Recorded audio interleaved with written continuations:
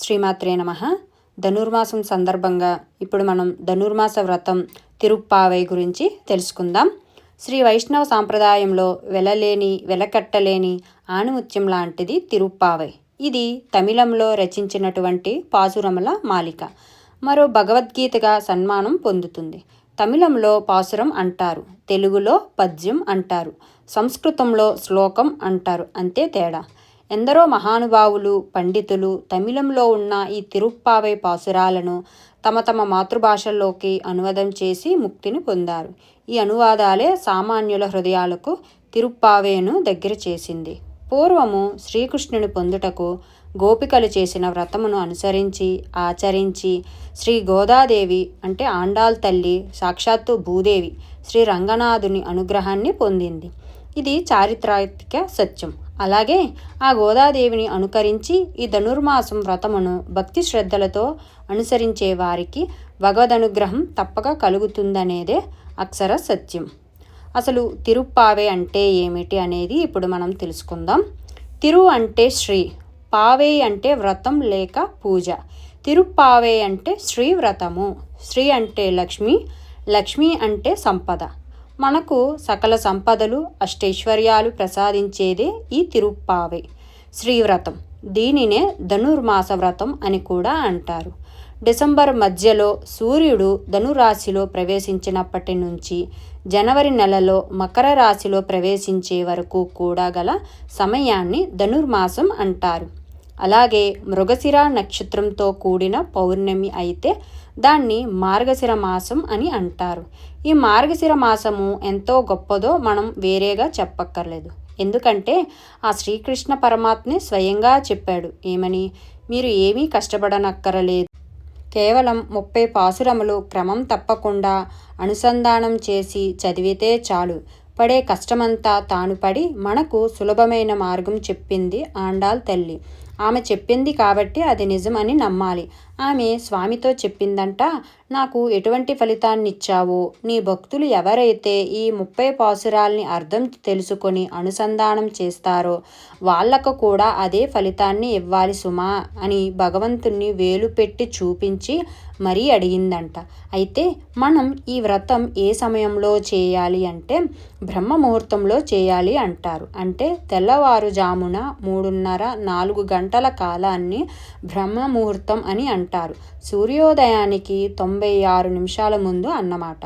ఈ సమయమే మనలో సత్వగుణాన్ని కలగజేసే సమయం. ఇదే తిరుప్పావై ఆచరించే సమయం. అయితే ఈ మాసంలోనే ఈ వ్రతం చేయడం ఏమిటి? ఈ మాసంలోనే ఎందుకు చేయాలి అంటే ధనస్సు అంటే ప్రణవం, ప్రణవం అంటే ఓంకారం.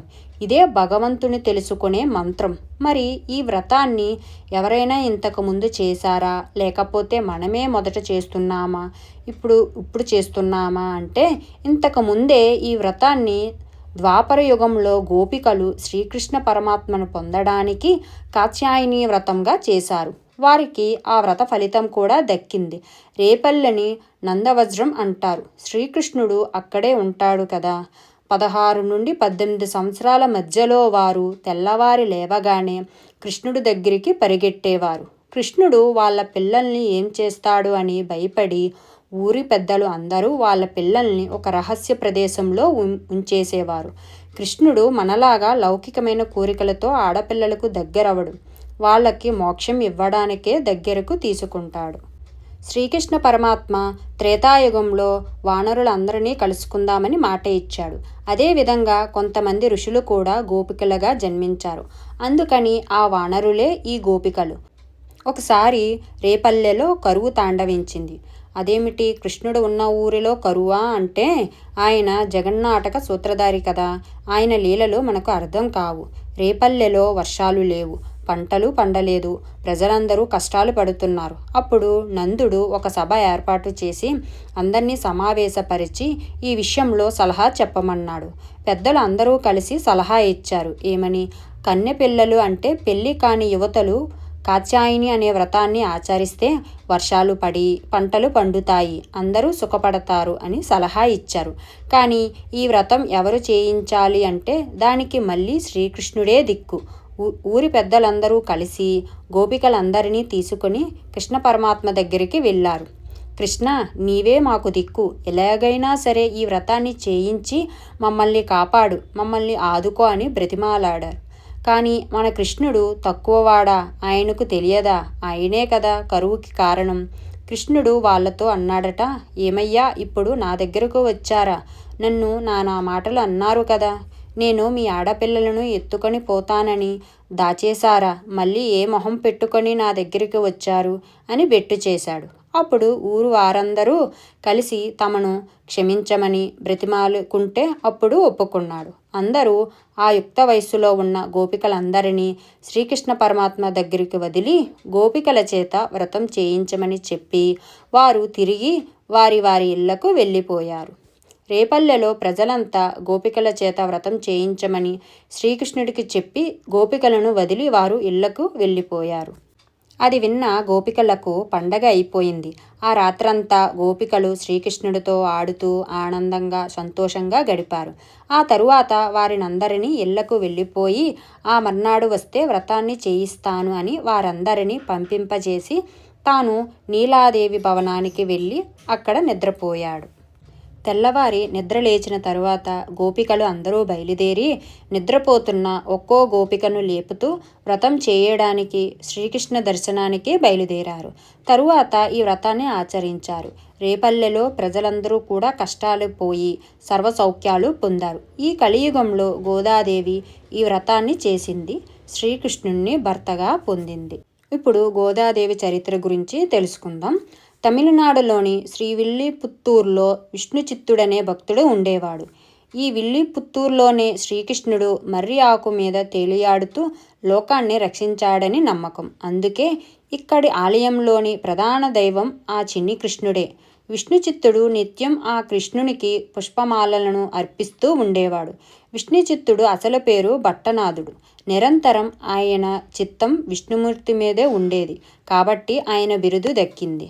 ఆయనను విష్ణు భక్తులైన ఆల్వారులలో ఒకరిగా ఎంచి ఆయనకు పెరియాల్వార్ అంటే పెద్ద ఆల్వార్ అన్న గౌరవాన్ని కూడా అందించారు. అలాంటి పెరియాల్వారు ఒకసారి తులసి మొక్కల కోసం పాదులు తీస్తుండగా ఒక పాప కనిపించింది. ఆమెను సాక్షాత్తు భగవంతుని ప్రసాదంగా భావించి ఆమెను పెంచుకోసాగాడు విష్ణుచిత్తుడు. ఆమెకు కోదై అంటే పూలమాల అన్న పేరుతో గారాబంగా పెంచసాగాడు విష్ణుచిత్తుడు. ఆ పేరే క్రమంగా గోదాగా మారింది. గోదాదేవి చిన్ననాటి నుంచి కృష్ణుడి లీలలను ఆడుతూ పాడుతూ పెరిగిందే. యుక్త వయసు వచ్చేసరికి ఆ భక్తి కాస్త ప్రేమగా మారిపోయింది. కళ్ళు మూసినా తెరిచినా ఆ నల్లనివాడే కనిపించసాగాడు. తన చుట్టూ ఉన్న స్నేహితురాళ్లంతా ఒకప్పటి గోపికలని, తానుండే విల్లిపుత్తూర్ ఒకనాటి గోకులమని భావించసాగింది.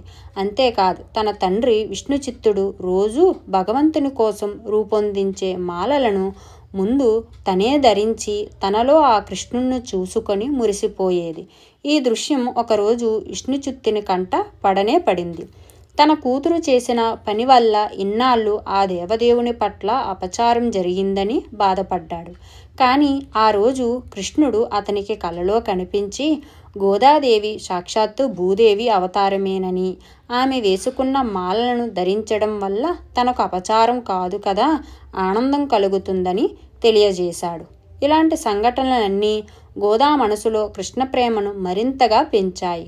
తనకు పెళ్ళంటూ జరిగితే ఆయనతోనే జరగాలని అనుకుంది. అందుకోసం ఒకప్పుడు గోపికలు చేసిన కాత్యాయని వ్రతాన్ని మొదలుపెట్టింది. ఈ వ్రతం చేయాలి అంటే ఆహారానికి, అలంకారానికి సంబంధించిన చాలా కఠినమైన నియమాలని పాటించాల్సి ఉంటుంది.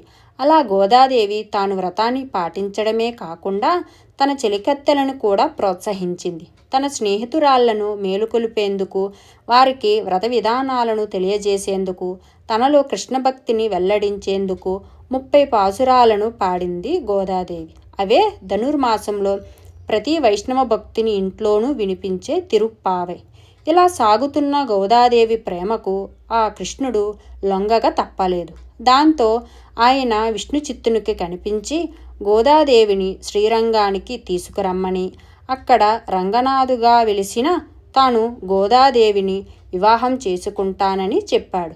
శ్రీరంగంలోని ఆలయ అర్చకులకు కూడా ఈ విషయాన్ని తెలియజేశాడు. కృష్ణుని ఆదేశాలను విన్న విష్ణుచిత్తుని సంతోషానికి అవధులు లేకుండా పోయాయి. వెంటనే గోదాదేవిని, విల్లుపుత్తూరులోని ప్రజలను తీసుకొని శ్రీరంగానికి బయలుదేరాడు. అక్కడ వారి రాక గురించి ముందే తెలిసిన అర్చకులు వారిని ఆలయంలోకి తీసుకువెళ్లారు. పెళ్లి కూతురిగా గర్భగుడిలోకి ప్రవేశించిన గోదాదేవి అందరూ చూస్తుండగా ఆ రంగనాథునిలో ఐక్యమైపోయింది. ఇదంతా మకర సంక్రాంతికి ముందు భోగి రోజు జరిగింది. అందుకే ప్రతి వైష్ణవాలయంలో భోగి నాడు గోదాదేవికి విష్ణుమూర్తితో కళ్యాణం జరుపుతారు. అలాగే ఇప్పుడు ధనుర్మాస వ్రత విధానం గురించి కూడా తెలుసుకుందాం. సూర్యదేవుడు ధనుస్సు రాశిలో ప్రవేశించడంతో మొదలై భోగి పండుగ రోజు వరకు సూర్యుడు మకర రాశిలోకి ప్రవేశించేంత వరకు ఉండే మాసం ధనుర్మాసం. వైష్ణవ సాంప్రదాయంలో అత్యంత పవిత్రమైన మాసం ఇది. మాసమంతా వైష్ణవాలయాల్లో ప్రత్యేక పూజలు చేస్తారు. గోదాదేవి రచించిన తిరుప్పావేని ఈ మాసం రోజులు పఠిస్తారు. ప్రత్యక్ష భగవానుడైన శ్రీ సూర్య భగవానుడు మేషరాశి మొదలు 12 రాశులలో సంచరిస్తుంటాడు. ద్వాదశాత్ముడైన ఆదిత్యుడు తన దివ్యయాత్రలో ధనస్సు రాశిలోనికి ప్రవేశిస్తూనే ధనుర్మాసం ప్రారంభమై సూర్యుడు మకర రాశిలోనికి ప్రవేశించేంత వరకు, అంటే మకర సంక్రాంతి పర్వదినం ముందు రోజు భోగి వరకు ఉంటుంది. ఈ నెల రోజుల పాటు ధనుర్మాస వ్రతం ఆచరించాలి. ధనుర్మాస వ్రతం చేయాలనుకునేవారు శ్రీ మహావిష్ణువు విగ్రహాన్ని ఒకదాన్ని తయారు చేయించుకొని పూజాపీఠంపై ప్రతిష్ఠించుకోవాలి. విష్ణువును మధుసూదనుడు అనే పేరుతో వ్యవహరించాలి. ప్రతిరోజు సూర్యోదయానికి కంటే 5 గడియలు ముందుగా నిద్రలేచి ధనుర్మాస వ్రతాన్ని ఆచరించాలి. మధుసూదన స్వామిని ఆవు పాలు, కొబ్బరి నీరు, పంచామృతాలతో అభిషేకించాలి. తరువాత తులసి దళాలతోనూ వివిధ రకాలైన పుష్పాలను ఉపయోగించి స్వామివారిని అష్టోత్తర శతనామాలతో గాని సహస్రనామాలతో గాని పూజించాలి. నైవేద్యంగా మొదటి 15 రోజులు చక్కెర పొంగలిని గాని బియ్యం, పెసరపప్పు కలిపి వండిన పులగమును గాని సమర్పించాలి. తర్వాత 15 రోజులు దధ్యోదనం నైవేద్యంగా సమర్పించాలి. తరువాత ధూపదీప దక్షిణ తాంబూలాలను సమర్పించి నమస్కరించుకోవాలి. మధుసూదన స్వామి వారిని పూజించడంతో పాటు బృందావనంలో తులసిని పూజించాలి. ఈ మాసమంతా వైష్ణవాలయాలను దర్శించడం చేయాలి. ఈ విధంగా ప్రతిరోజు ధనుర్మాసం మొత్తం ధనుర్మాస వ్రతాన్ని ఆచరించడం శ్రేష్టం. నెల రోజుల పాటు చేయలేని వారు 15 రోజులు కానీ, 8 రోజులు కానీ, 6 రోజులు కానీ, 4 రోజులు కానీ, లేదంటే కనీసం 1 రోజైనా ఆచరించాలని శాస్త్రవచనం.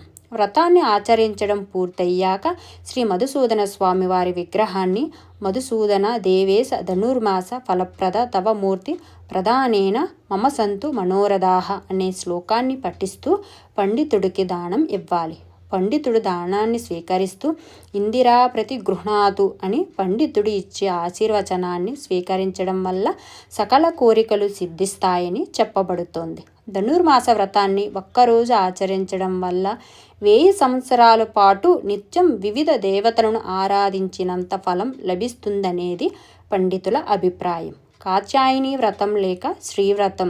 ఈ వ్రతాన్ని ధనుర్మాసంలో వివాహం కాని అమ్మాయిలు ఆచరించాలని చెప్పబడుతుంది. పూర్వం ఈ వ్రతాన్ని స్వయంగా శ్రీకృష్ణుడు సలహా మేరకు గోపికలు ఆచరించి శ్రీకృష్ణున్నే భర్తగా పొందినట్లు కథనం. శ్రీ గోదాదేవి ఈ వ్రతాన్ని ఆచరించి శ్రీ రంగనాథుడిని భర్తగా పొందినట్లు పురాణాలు వెల్లడిస్తున్నాయి.